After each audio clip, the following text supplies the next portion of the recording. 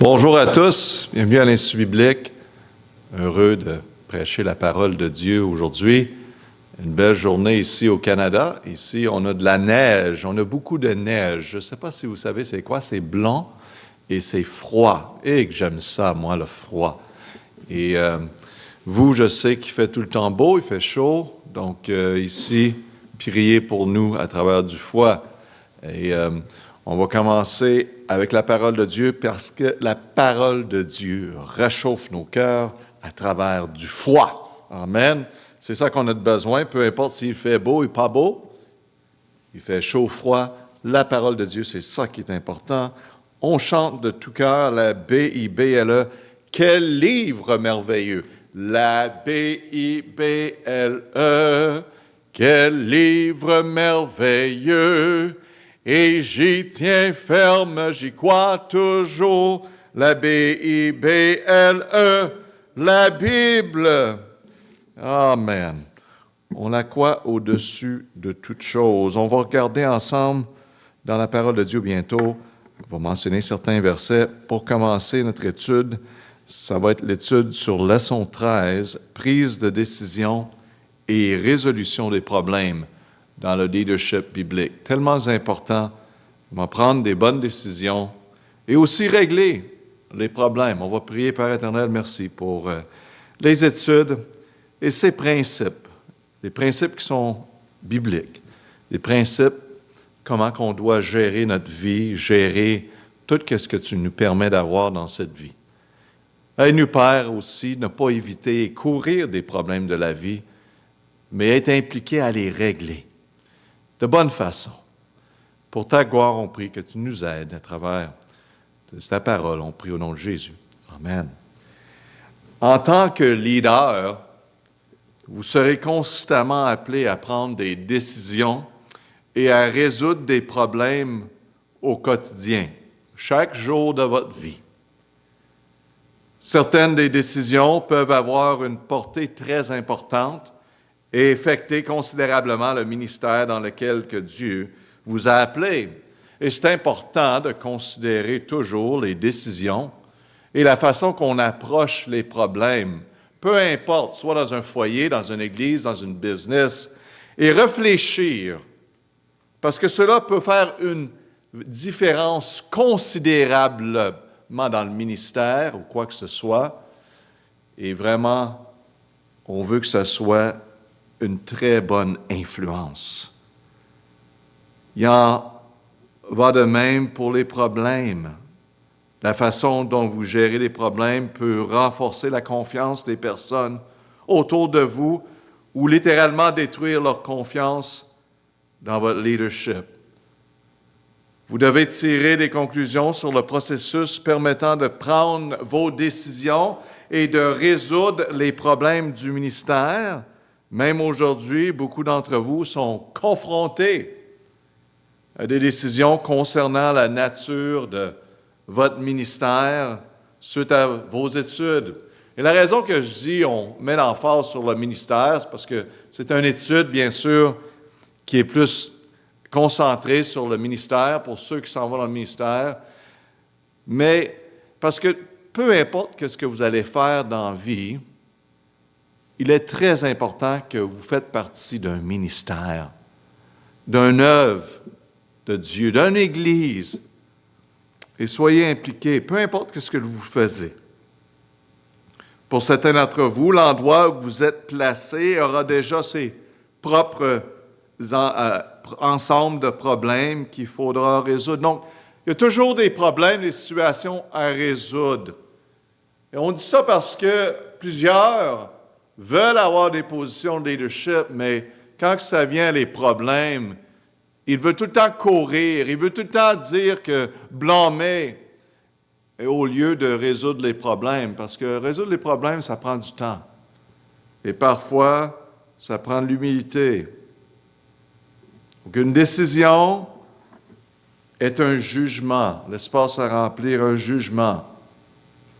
Il s'agit d'un choix entre des alternatives et c'est rarement un choix entre le bien et le mal.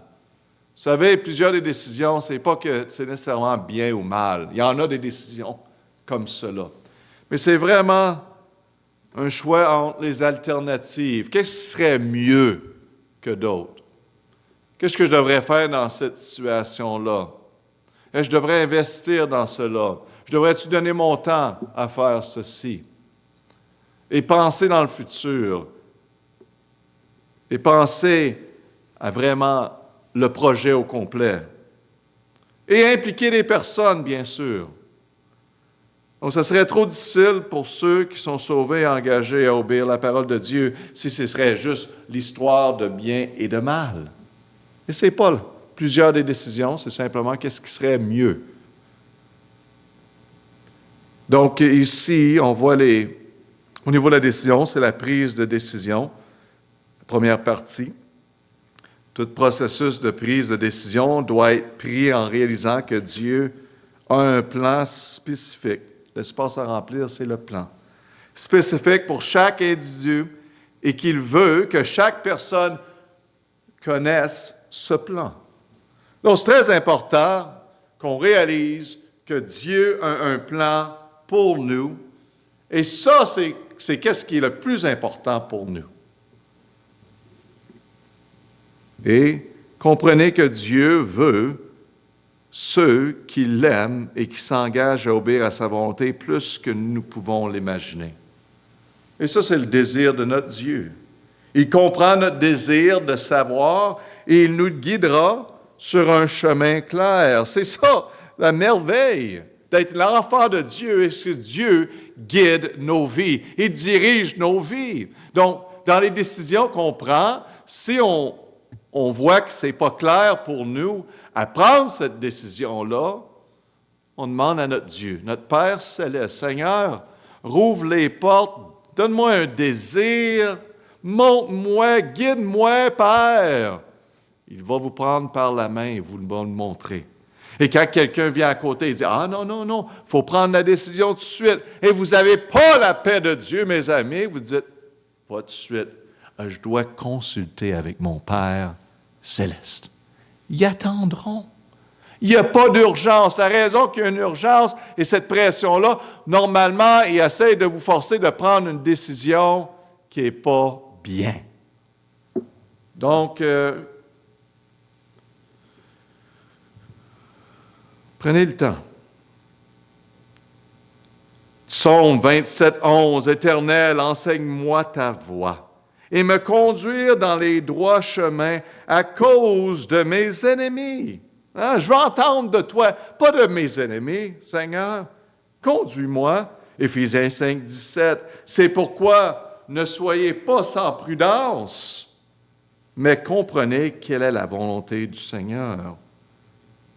Pas sans prudence. En voulant dire, ceux qui ne considèrent pas la volonté de Dieu vivent sans prudence. Et la Bible dit, faites attention. Romains 12, 2, « Et ne vous conformez point au présent siècle, mais soyez transformés par le renouvellement de votre esprit, afin que vous éprouviez la volonté de Dieu, est bonne, agréable et parfaite. » Dieu veut nous guider. Dieu veut qu'on cherche sa volonté et il va nous montrer sa volonté. Romains 15, 32, en sorte que par la volonté de Dieu, j'arrive chez vous avec joie et que je me repose avec vous. Donc, on voit ici le besoin, le désir de chercher la volonté de Dieu. Mes amis, c'est merveilleux. Quand Dieu nous montre, donne la paix, il nous donne le désir, on peut y avancer avec notre décision. Lettre A, en prenant une décision, c'est de déterminer la volonté de Dieu. Déterminer la volonté de Dieu. La volonté de Dieu n'est jamais contraire à sa parole. Le mot à remplir, c'est sa parole. Hein, des mondes vont dire, Dieu me dit, Dieu me demande de faire ceci. Oh, moi, je crois que je devrais faire cela. Et c'est complètement le contraire de la parole de Dieu. Ce n'est pas Dieu qui parle. C'est vous, vos sentiments, quoi que ce soit. Remplissez vos cœurs et votre esprit de la parole de Dieu. Plus que vous cachez la parole de Dieu dans votre cœur, moins vous êtes susceptible de prendre une décision contraire de la volonté de Dieu. Parce que la volonté de Dieu est décrite ici, mes amis. Et quand ce n'est pas décrit, les endroits desquels que je dois vivre, certaines décisions, bien sûr, qui ne sont pas écrites dans la parole de Dieu, mais les principes sont tout là. Par contre, on sait qu'on demande direction à Dieu. Dieu, montre-moi quoi je dois faire dans cette situation. Montre-moi si c'est le bon boulot pour moi. Montre-moi si c'est la bonne personne pour moi. Donne-moi la paix. Donne-moi le désir, Père. Montre-moi. Je veux entendre de toi. Et Dieu nous montre. Souvent, le monde a déjà leur décision prise. Et il ne réfléchit pas, il ne pense pas. Il pense que c'est la meilleure décision. Il prend les décisions sans demander à Dieu.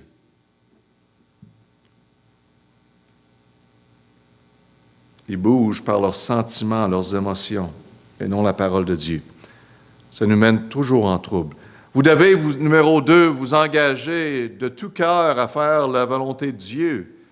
Dieu ne donne donc pas d'échantillons gratuits pour voir si vous l'aimez. Dieu ne va pas révéler sa volonté à quelqu'un ou qui n'a aucun intérêt à le faire. En voulant dire, ce n'est pas un essai. On va dire, Dieu nous permet de faire ceci et voir si on aime bien ça.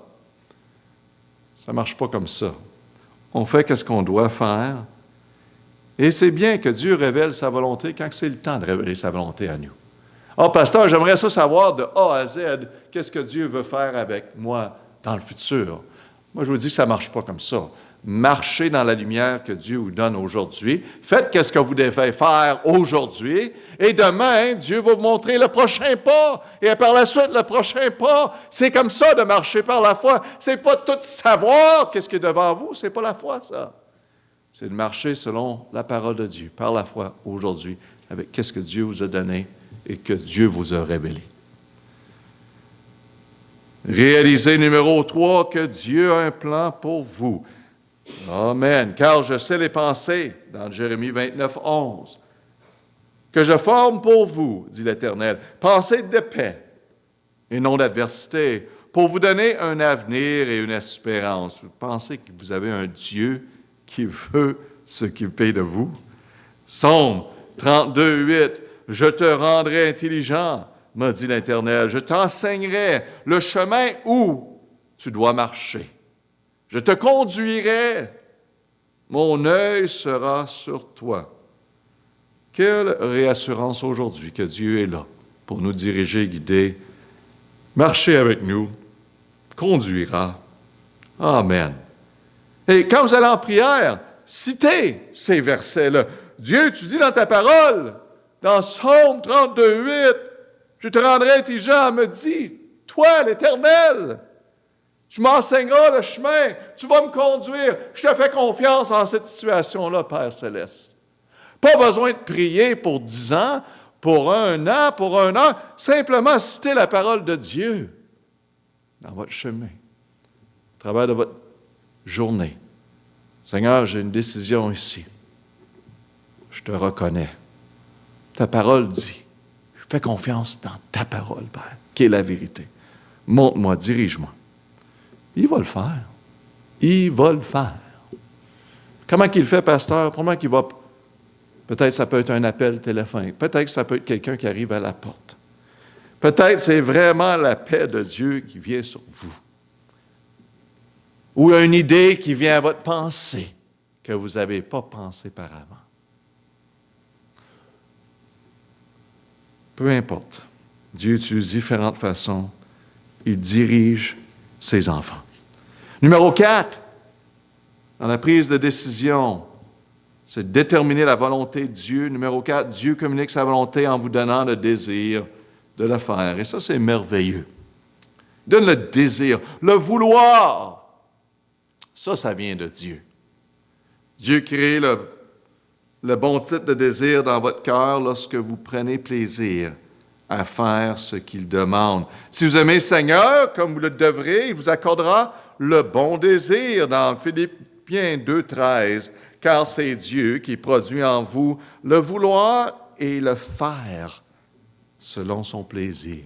« Oh, pasteur, je manque la force, je n'ai pas le désir. » Tu sais, Dieu nous donne le désir et le vouloir de faire.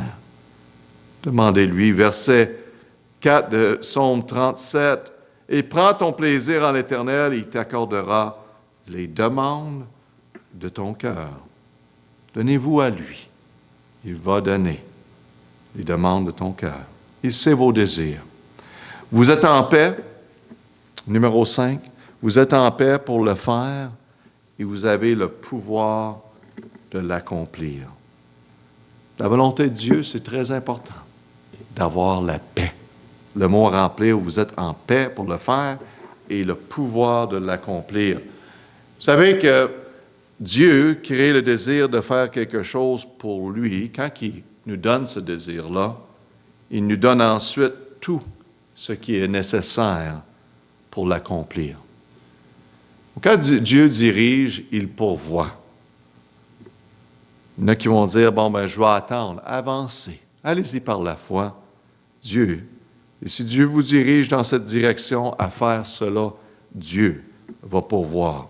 Colossiens 3, 15 nous dit, « Et que la paix de Christ, à laquelle que vous avez été appelés en un seul corps, règne dans vos cœurs et soyez reconnaissants. » Quelle paix que nous avons en Christ.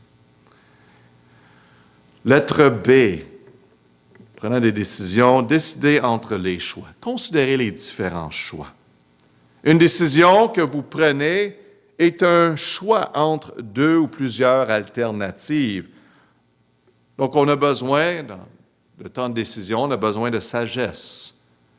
Chiffre numéro 1, l'espace, c'est sagesse. Dans Jacques 1,5, vous connaissez le verset, très important. Et moi, je prie cela au Seigneur. Je lui dis, Seigneur, tu dis dans ta parole, c'est un homme, c'est quelqu'un de vous manque sagesse, qui demande à Dieu, qui donnera tout libérément, sans reproche, et il sera donné. Donc, à travers des décisions, c'est un verset que j'aime citer. Seigneur, tu dis dans ta parole que si je manque de sagesse, demandez, Seigneur, je manque de sagesse dans cette situation, je te demande. Amen. Qu'est-ce qui arrive, pasteur? Il donne la sagesse. À travers de certaines situations, je pourrais regarder à plusieurs, en discuter, mais Dieu révèle sa volonté. Et il le fait toujours. Numéro 2, prendre des décisions basées sur des informations précises. L'espace à remplir, c'est information. Donc, quand on prend une décision, on considère, demande la sagesse, on prend les informations précises. Numéro 3, on recherche des conseils avisés. C'est bon de prendre du conseil. Souvent, les mauvaises décisions, c'est des décisions qui sont prises rapides, sans demander de conseil.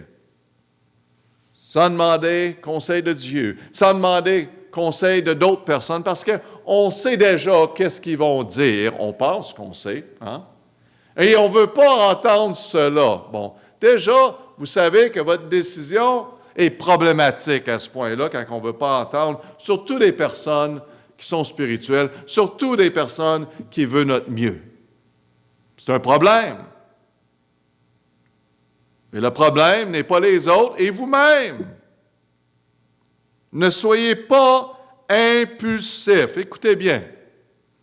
Encore, les problèmes que je vois, les erreurs parmi les jeunes, jeunesse, parmi les adultes, c'est des décisions impulsives. C'est pas de réfléchir du tout. Puis mes amis, j'en vois beaucoup de ça. Et les conséquences sont graves parce que la famille est affectée par des décisions impulsives. Le désir d'avoir l'argent, hein? Le désir d'avoir les richesses, le désir d'accomplir les désirs de la chair, on voit ça continuellement. Des décisions impulsives, c'est en trouble. Comme j'ai dit, si quelqu'un vient vers vous, vers de la pression, vous dire, « Ah, si tu fais ci ou tu fais ça, tu vas avoir ça. » Mais c'est tout de suite! Reculer. Dire, « Non, j'ai besoin de la sagesse de mon Père céleste. puis peut-être votre père sur cette terre, si vous avez encore accès à la famille, mon frère qui m'aime. Non, j'ai besoin de considérer les autres. Oh, numéro 5. Engagez-vous à respecter la décision. Donc, vous savez que c'est une bonne décision, ça a été pris. Respectez la décision. Qu'est-ce qui arrive souvent? Il va y avoir des personnes, il va y avoir un changement de situation qui va arriver suite à la décision. Et vous savez qu'on peut avoir des conséquences pour prendre des bonnes décisions, vous savez. Mais ça ne change pas une décision qui était bien prise, qui était une bonne décision, qui était bien réfléchie, priez pour la sagesse, peu importe la suite. On reste avec cette décision. Ne regardez pas en arrière, qu'est-ce qui aurait pu être. Le monde dit, si on n'aurait pas été là-bas, si on aurait fait cela, bonne chose. On sert dans le ministère, on sert notre Dieu, et quelque chose de tragique arrive. Le monde va dire, si on n'aurait pas été là.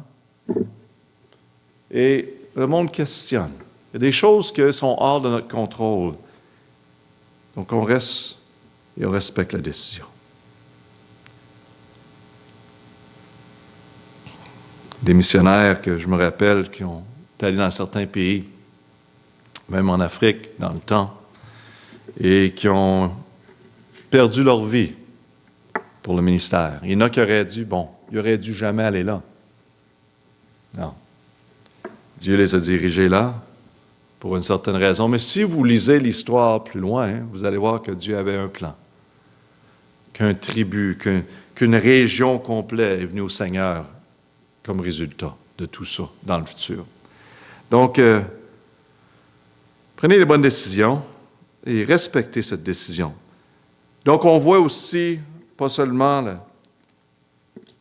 besoin de prendre des décisions, mais aussi la résolution des problèmes. Ça fait partie de cela. Ça vient avec. Quand il y a des décisions, vous êtes dans une position de leadership, il va y avoir des problèmes, des situations à régler. Et c'est souvent pour avancer.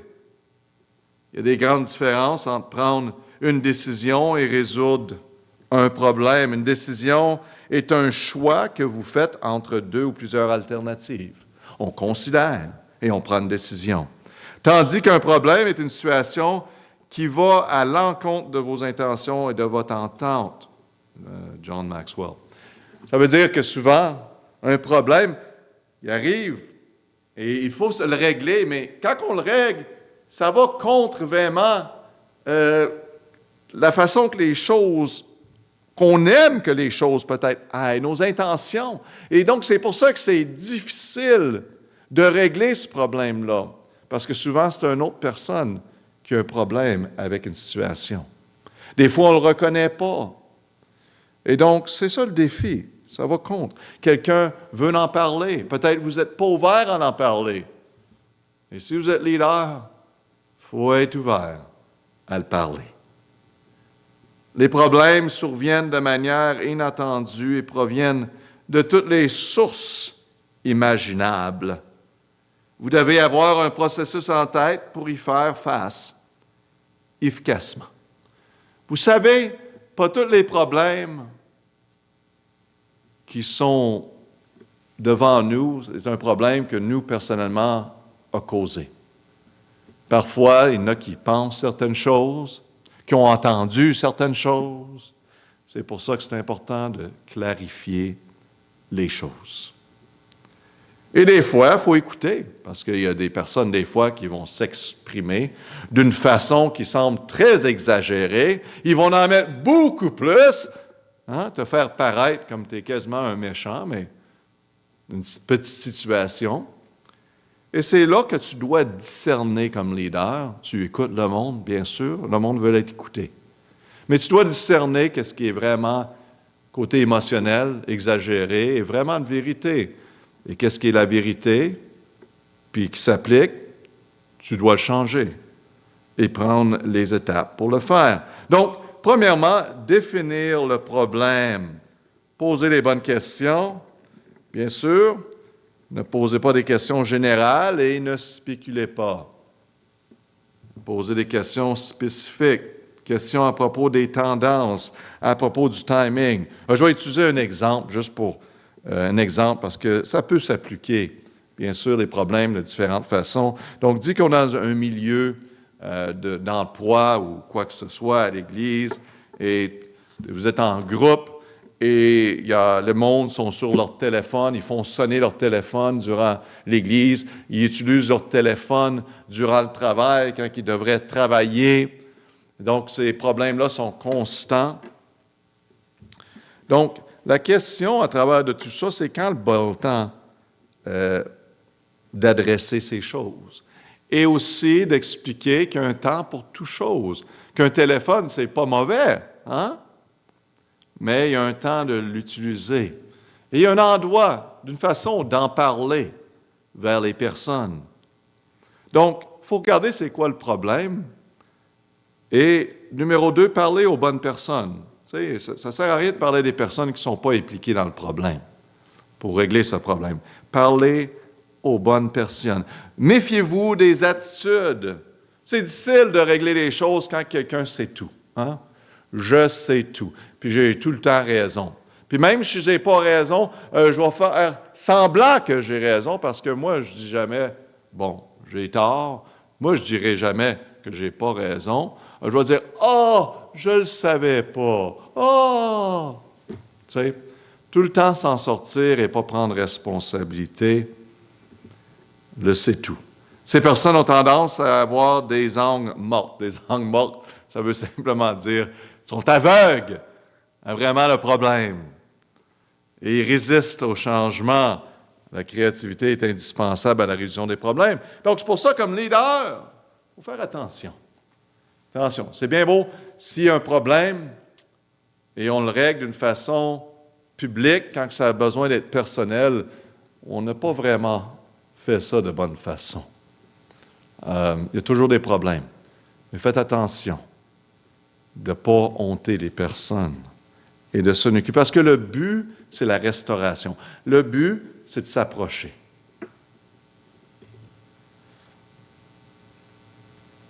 Et numéro 3, obtenez les faits. Les faits. Quand il y a un problème, prenez les faits. Allez pas par des spéculations. Drucker a dit ici, Drucker, c'est une personne qui écrit sur le leadership, une fois que les faits sont clairs, les décisions vous sautent aux yeux. C'est vrai. Quand tout est sur la table et on comprend, peu importe la décision, quoi que ce soit, dans l'Église, au travail, à l'école, quand on a les faits, on peut voir clairement. Écoutez ce qui n'est pas dit dans une conversation. Ça, c'est vrai. Écoutez des fois qu'est-ce qui est dit. Tu peux le sentir. La personne a des émotions, mais il se réserve. Et souvent, c'est les choses comme ça qu'il faut considérer. Considérer. Et j'apprends de plus en plus, je lis sur le leadership, ça c'est bien. Et aussi, en l'Église, en affaires, je fais affaire avec des personnes continuellement. Et d'écouter les personnes. Ça, c'est vraiment... Et de considérer qu'est-ce qu'ils disent. Et d'aller chercher la vérité de qu'est-ce que les autres... Parce que c'est ça qui va t'aider à t'établir comme un leader. Et tu es vraiment un leader efficace. Les écouter. Et régler et résoudre les problèmes. Pas courir. C'est sûr que des problèmes, des fois, il faut avoir le bon temps, le bon moment, mais il faut les régler. Parce que si on pense qu'on peut les éviter, qu'ils vont se régler eux-mêmes, ils ne se régleront pas eux-mêmes. Parfois, je vais dire qu'il y a certains problèmes, oui, des choses mineures, que des fois, c'est mieux de laisser aller. Mais en majorité, c'est de régler ces problèmes. Impliquez-vous, numéro 4, dans le processus. Essayez pas de vous éviter, comme on a dit. Les problèmes doivent être résolus le plus tôt possible. Donc, numéro 4, le processus, c'est le premier espace. Les problèmes doivent être résolus le plus tôt possible, le plus tôt, avec le moins de personnes impliquées. Hein? Sur des petites choses, là, on peut apporter toute l'Église ensemble, toute la compagnie ensemble, quand que ça n'applique pas à ces personnes. Pour essayer d'humilier quelqu'un devant les autres, pour utiliser cette personne-là pour enseigner toutes les autres. Non, pas une bonne idée. Pensez toujours à le but, c'est la restauration. Et pensez toujours, si vous étiez à sa place, comment que vous aimeriez la personne règle ce problème. Lettre C. Et je vais dire que, avant d'avancer, j'étais dans une situation cette semaine qu'une personne, avec 3 personnes, et cette personne n'aimait pas que l'autre lui dise quoi faire. C'était du côté professionnel, des personnes ne connaissent pas beaucoup, mais j'étais pris dans le milieu. Et la personne, finalement, ça a éclaté. Et elle dit, « Non, tu vas faire qu'est-ce que je te dis. » Wow! Ça n'a pas bien passé à ce point-là. Mais l'autre personne était assez mature. Et après ça, cette même personne, après d'avoir dit ça, tu vas dire que je te dis, puis tire son téléphone à terre, puis ça éclate. Bon, ça serait facile de réagir à ce point-là, mais l'autre personne a dit, bon, tu ne me parleras pas comme ça, premièrement. C'est un milieu professionnel, ça ne marchera pas. Moi, je vais partir maintenant, puis je vais continuer à faire mon ouvrage, et on va en parler plus tard. Et là, par la suite, moi, j'ai pris le temps avec cette personne-là. Puis j'ai dit, je t'aime bien, j'apprécie tout ce que tu fais ici. Tu fais beaucoup de travail, tu supportes, tu as beaucoup de poids sur toi, mais tu es dans l'erreur de faire cela. Tu le sais. Ah, ben garde, c'est pas moi, c'est pas mon problème. Cette personne-là n'aurait dû pas me provoquer. Hein? C'est eux autres qui m'ont provoqué. Voyez-vous comment c'est facile de blâmer? J'ai dit, peu importe. C'est pas comme ça qu'on agit dans un milieu professionnel. Et, bon, ça s'est réglé. J'ai parlé avec l'autre personne. Et bien sûr, ça se règle dans la vie.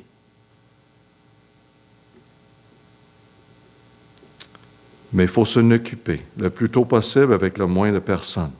Et bien sûr, il y avait plusieurs personnes autour. Ils n'ont pas choisi le meilleur moment.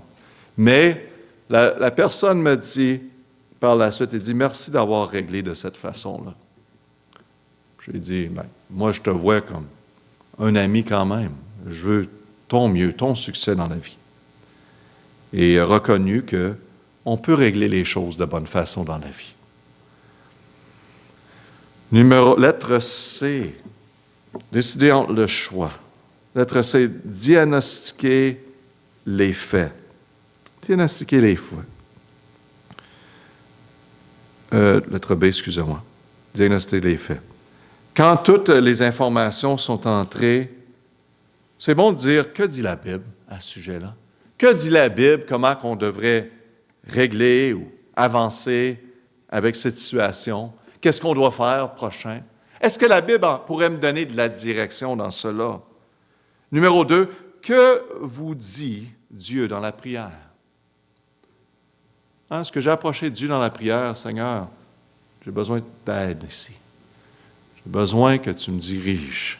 Que tu me montres, Père, parce que je ne sais pas exactement comment avancer ceci, dans cette situation.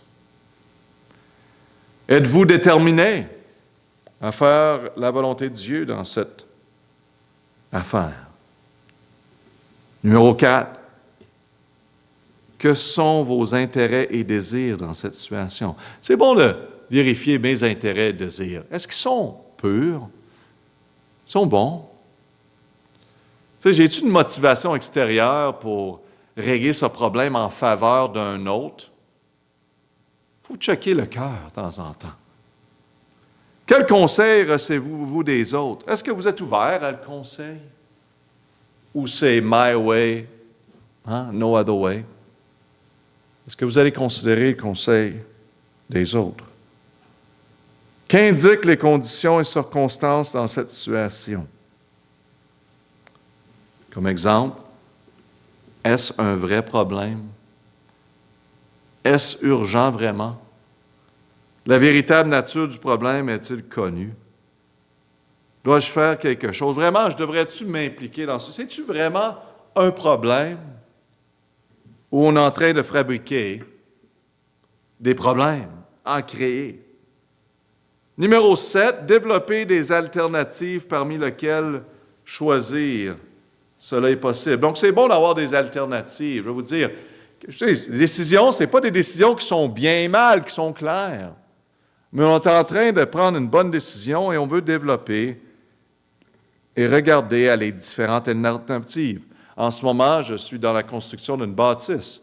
Il y a tellement de décisions à prendre de jour à jour. Est-ce qu'on fait ceci ou cela? Moi, j'aime ça voir la grande image et voir tout ça, qu'est-ce que ça va paraître. Parce que dans la vie, souvent, la vie est vite. Qu'est-ce qu'on fait des fois? On n'a pas le temps de refaire une deuxième fois. J'aime ça le faire de bonne façon la première fois, ça évite des problèmes. Et ça coûte moins cher souvent. Mais c'est de considérer l'alternative. Ah, qu'est-ce que toi tu penses? Qu'est-ce que tu penses ici? Est-ce qu'on peut voir de cette façon? Hein? Si je prendrais cette décision-là, qu'est-ce que ça veut dire, cette décision? Qu'est-ce que ça va faire? Donc, considérez les alternatives. Après ça, vous pouvez éliminer certaines choses. C'est vrai que ça a du bon sens. Plus que vous avez les alternatives, moins que vous risquez de prendre une mauvaise décision. Considérez vos alternatives dans votre futur. L'emploi, le travail, où vous allez vivre. Considérez l'alternative. Demandez à Dieu pour la sagesse. Dieu vous dirige. Considérez tout. Avec un esprit ouvert de cette façon-là, vers Dieu, vers sa parole, vers du conseil, du bon conseil, c'est la meilleure façon. Les enfants devraient toujours demander à leurs parents, considérer. Donc, lettre C, déterminer la nécessité d'une décision. Déterminer la nécessité. Est-ce qu'il y a vraiment une décision à prendre ici? Lorsque des problèmes surviennent, déterminer le climat du problème. Hein? Si c'est un problème qui doit être réglé maintenant, et c'est un problème qu'on doit vraiment avancer et s'occuper de, les éléments du climat décisionnel sont, numéro 1, la nécessité d'agir. La nécessité d'agir. Est-ce que je dois agir d'ici? Certains problèmes se résoudront d'eux-mêmes. Est-ce que je dois toujours agir quand mes enfants ont un problème? Est-ce qu'eux autres peuvent apprendre à résoudre eux-mêmes? Quand quelqu'un a de la misère dans la vie, est-ce qu'on doit toujours aller dans le milieu et sauver leur vie? Sauver leur vie. Je ne pense pas. Et l'apprentissage, ce n'est pas qu'on veut rendre la vie des autres misérable, mais fait que les autres apprennent à vivre. On n'est pas là pour régler, il doit faire confiance en Dieu. Et bien sûr, je ne parle pas de ceux qui ont des responsabilités vers des autres, OK? Simplement, s'entraider, c'est bien. Mais est-ce que trop s'entraider peut nuire? Absolument. Ou qu'on devient confié à l'homme. Donc, il y a certaines situations où l'aide peut être de type différent. La gravité du problème et du climat détermine le besoin. Numéro 2, la possibilité que la situation s'aggrave si aucune décision n'est prise. Si je ne prends pas de décision ici, qu'est-ce que ça veut dire? Qu'est-ce que ça veut dire? Qu'est-ce que ça va faire et produire si on ne prend pas de décision?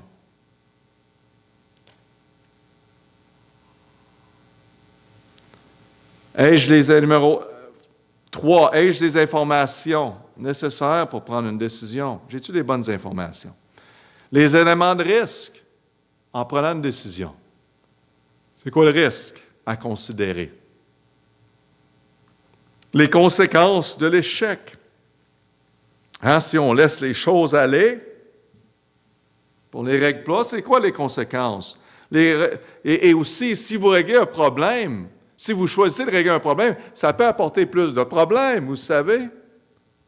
Donc, souvent, on agit quand on a besoin d'agir et que c'est nécessaire. Il y en a qui aimeraient ça régler tous les petits problèmes dans la vie de tout le monde. Mes amis, il y a des choses qu'il faut laisser aller, OK? Il faut se regarder dans le miroir de temps en temps. parce qu'on est semblable. Tu sais, essayez pas de régler toutes les petites choses dans la vie de tout le monde, même dans un milieu d'église, non. Même dans un milieu de travail, non. Il faut laisser aller des choses. Et c'est là le discernement. Les choses qui sont importantes. Les choses qui vont vraiment nuire à l'esprit de l'équipe et ces choses. C'est pour ça qu'on a besoin de sagesse. Demandez du conseil. À travers des années, j'ai appelé d'autres pasteurs pour du conseil dans certaines situations. C'est bien. J'ai parlé avec d'autres personnes dans notre Église pour du conseil. Au travail, je parle avec d'autres personnes pour du conseil. On veut apporter le monde ensemble. Aussi, on voit les récompenses du succès, bien sûr, quand que nous réglons le problème. Ça avance. Le monde sont heureux, c'est réglé. Il faut considérer ces choses, l'existence de plus d'un problème. Donc, il risque que ça va apporter plus de problèmes. Et quand vous ouvrez la canne, qu'on peut dire, et vous ouvrez cette opportunité-là, vous pouvez ouvrir une opportunité qui vont partager d'autres problèmes, c'est correct. Je ne crains pas cela parce que le but, c'est de régler. Donc, utilisez du discernement. Lettre D, en finissant, distinguer les principes et les conditions. Les principes et conditions. En passant, numéro 5, le mot c'était l'échec. Numéro 6, le mot c'était succès. Et numéro 7, le mot était problème.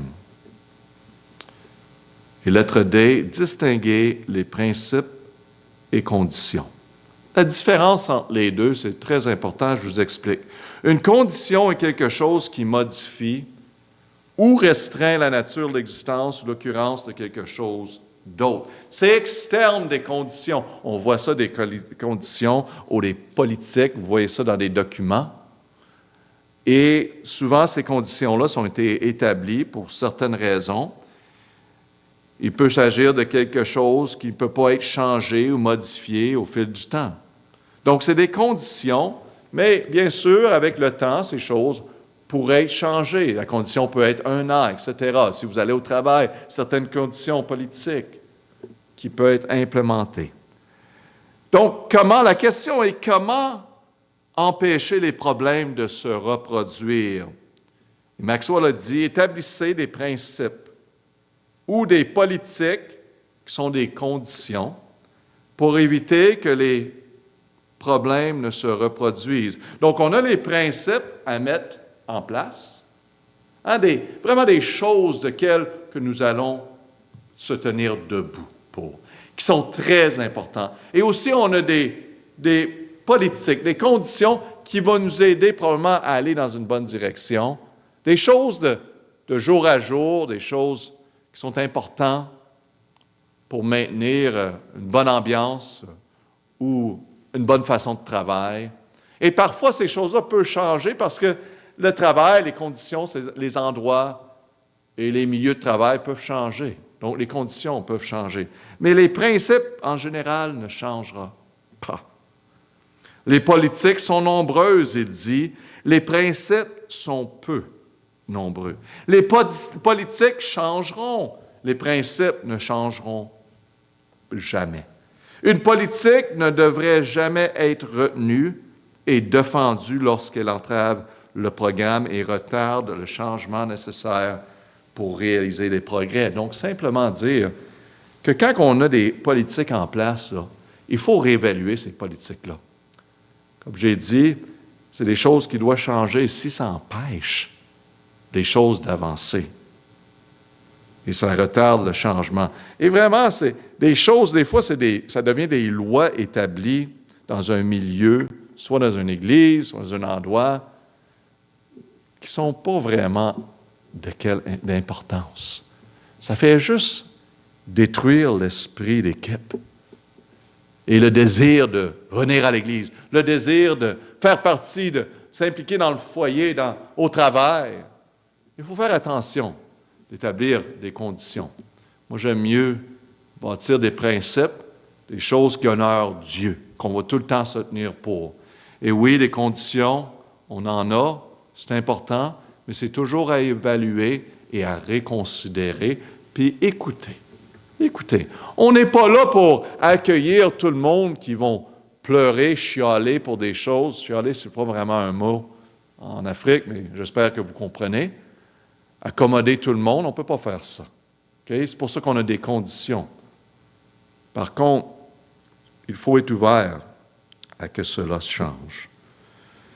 Donc, croire à Dieu emmène des bons principes sur le leadership. Gardez ces choses-là, ces notes-là, et lisez des livres, je vous encourage, sur le leadership. John Maxwell, c'en est un qui a plusieurs livres sur le leadership. Vous pouvez regarder sur l'Internet, bien sûr, et regarder les livres en ligne, mais je vous encourage tellement des bons principes.